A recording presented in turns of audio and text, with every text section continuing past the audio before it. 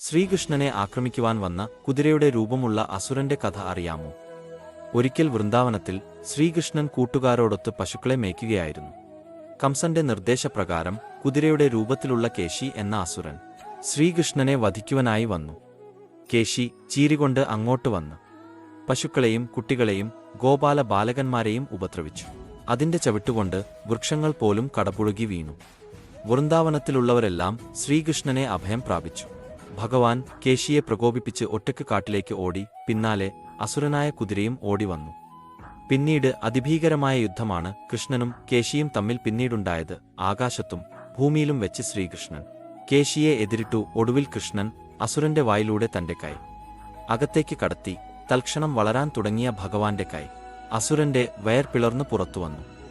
ദേവേന്ദ്രന്റെ അനുചരനായ കുമുദനാണ് ശാപം കിട്ടി കേശിയായി മാറിയത്. ബ്രഹ്മഹത്യാപാപം തീരാനായി ഇന്ദ്രൻ നടത്തിയ അശ്വമേധയാഗത്തിന്റെ യാഗാശ്വത്തെ കുമുദൻ മോഷ്ടിച്ചു. യാഗം മുടങ്ങിയ ദേഷ്യത്തിൽ നീ ഒരു അസുരനായി പോകട്ടെ എന്ന് ഇന്ദ്രൻ ശപിച്ചു. ഭഗവാന്റെ കൈകളാൽ വധിക്കപ്പെട്ടതോടെ കേശി എന്ന കുമുദൻ മോക്ഷം കിട്ടി. കേശിയെ വധിച്ചതിനാൽ ആണ് ഭഗവാൻ കേശവൻ എന്ന പേരുണ്ടായത് എന്ന് വിശ്വസിക്കപ്പെടുന്നു.